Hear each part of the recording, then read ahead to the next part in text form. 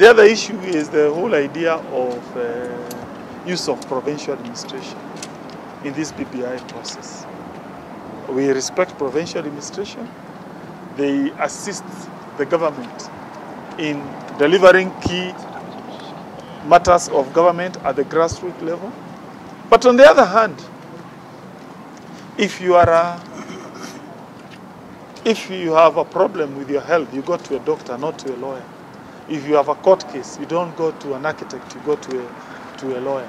So in the same manner, on matters selling this political document called BBI, I would imagine it makes sense for government to use elected leaders as opposed to use state machinery. That is the feedback that I got from the people down there. Finally,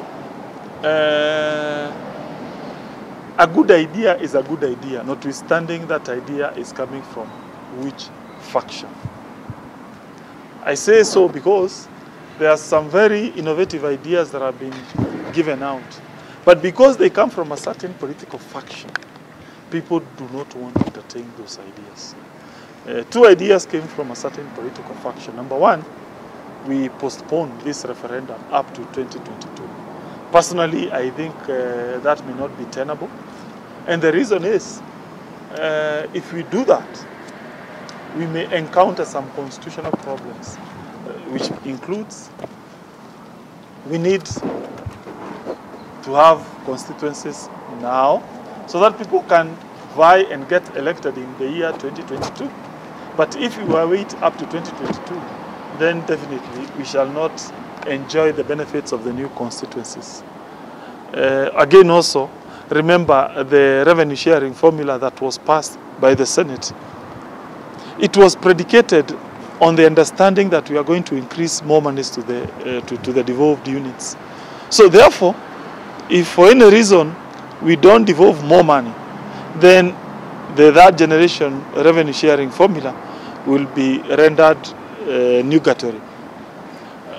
So therefore, I agree that we need to finalize the issue of BBI now. However, there is the idea of multiple choice referendum. For me, notwithstanding the proponents of that idea, there is some merit in that idea. Why? It guarantees at the very basic minimum that BBI will pass.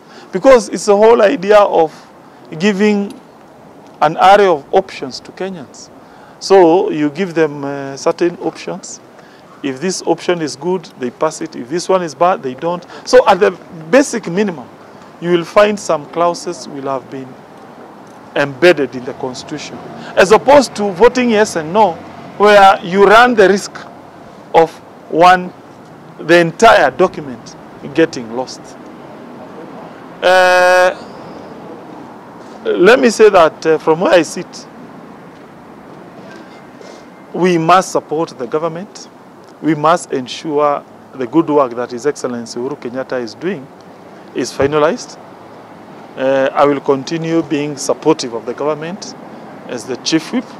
But on the other hand, I strongly believe it is important that we report the truth. I saw the governors of Mount Kenya region trying to downplay this issue.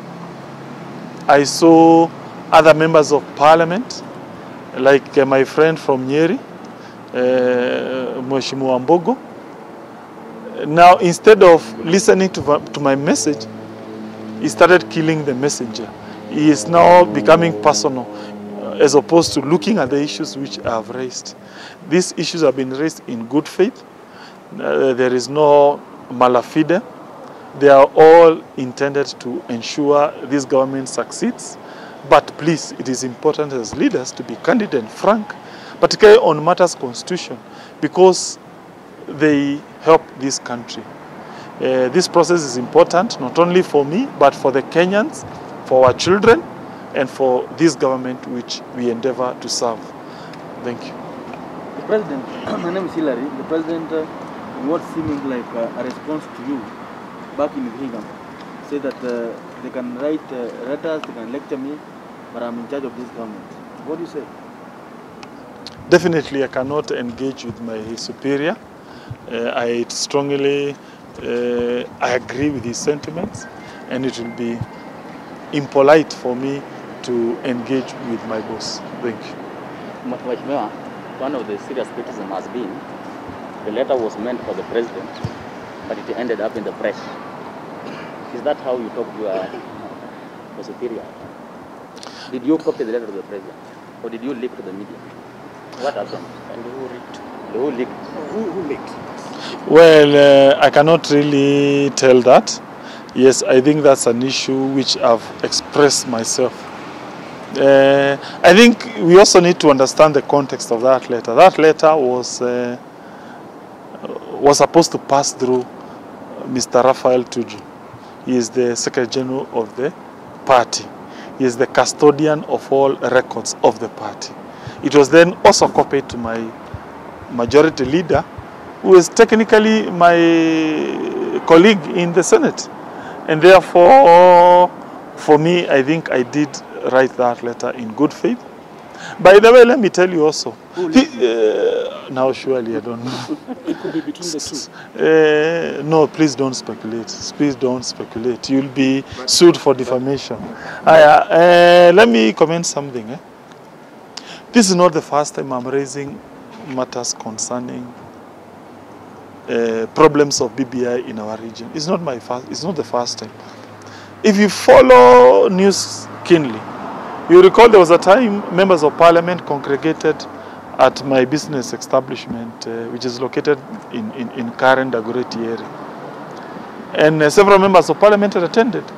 These are the issues we discussed. Then it was decided, we escalate that issue. The following day in Karen, we met one of the principals behind BBI. Again, I raised this issue. In fact, the majority leader of the National Assembly, Mr. Kemunya, rose and said, there's no problem at all with BBI in our region. Only for members of parliament from that region to rise in that meeting and say, no, indeed, there is a problem. Have you ever raised this issue to the president as by virtue of your?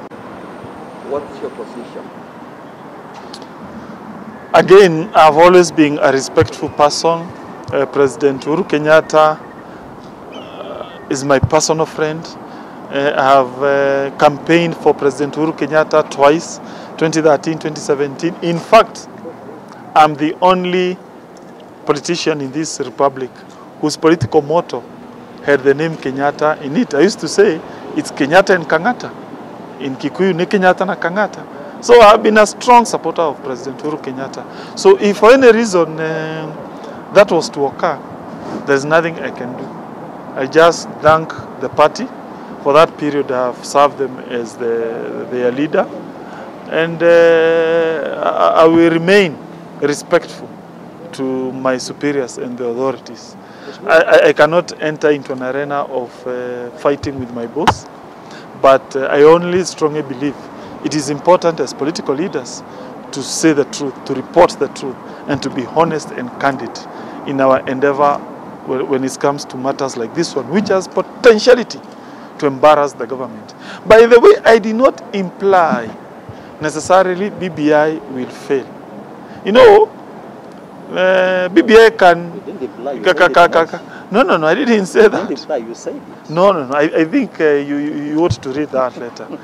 You know, BBI can fail in Mount Kenya and it get endorsed in other regions. True or false? Of course. My observations were restricted to Mount Kenya region only. So it is possible for BBI to get endorsement in other regions, but it fails in Mount Kenya. That would have serious political repercussions on the government. Serious political repercussions, because it will mean there's a problem of government legitimacy in our region, where I come from, where my president, whom I love so much, comes from. To me, that's my main concern. It's not really the issue of BBI passing or not. It is what political message will be sent if it turns out BBI gets problem in our region.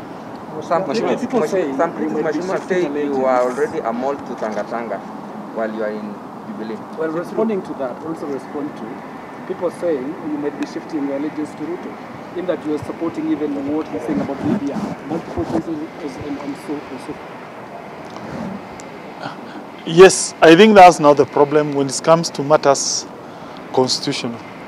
When good proposals come from whichever side, you now weaponize them. Instead of looking at the merit of a proposal, you start to bastardize that proposal just because it is coming from a certain quarter. That is the problem we have in this issue. Let me tell Kenyans that Kenya has had 3 constitutions. The 1963 constitution, the 1969 constitution, and the 2010 constitution. The most disliked constitution is the one of 1969. Why? Because it was pushed through Kenyans in a very partisan manner. It killed devolution. It started to undo democratic tenets of multipartyism. Ultimately, it started to whittle down our human rights. But the 1963 constitution and the 2010 constitution, the reason why they had a very good high rate of approval, it is because they were passed in a manner that was quite inclusive, where every Kenyan was involved. So for me, I'm trying to tell our leaders, please don't politicize this process. Ensure everyone is on board so that we have a constitution which has a very good rate of approval by Kenyans. So as to whether I'm shifting my political allegiance, let me tell Kenyans, myself as a whip, I believe in one united Jubilee. I work for the Jubilee Party. I work without considering those factions. I don't believe in divisions. I don't believe in hatred. I believe in unity, peace, and harmony in Senate. Says a whip who has taken the lead of... You are saying that, and your boss, the president, seems to have already decided that there is no longer a united Jubilee, because from his sentiments recently. Why are you sort of in disagreement with your boss? You see, let me tell you one thing. As a whip, I'll be measured on the basis of my output as a whip here. Whenever I mobilize senators to support a certain government cause, I'll not be measured as per how I create divisions. So when I'm mobilizing senators here to pass government business, I mobilize everyone. If I was to dare take that route of trying to create division, bills here are going to collapse. Yeah, for example, let me give you a good example. The other day we were passing, what is it called? The sports bill, isn't it? Surely, if let's say Tanga senators said we are not going to attend that session, that bill would not have passed. So the whole idea, what happens outside, the whole idea, politics, I don't know which factions, for me as a whip, I cannot at any moment embed such kind of a political culture in my way of doing things. For me, I want unity. I push for a united house, a united party. Because I'll be measured on the basis of the output, which does not engender. I support factionalism. You still believe that Jubilee is going to come back together and united as a whip? And finally, you are given that position when others were ousted out of office. Do you have some experiences that you might appreciate your predecessors in office experience the same, that you think the challenges, just as you pointed out about your colleague, the counterpart in the National Assembly, who says actually you have demonstrated immaturity in politics? Well, my counterpart is the one with a motion of ouster. Me, I don't have.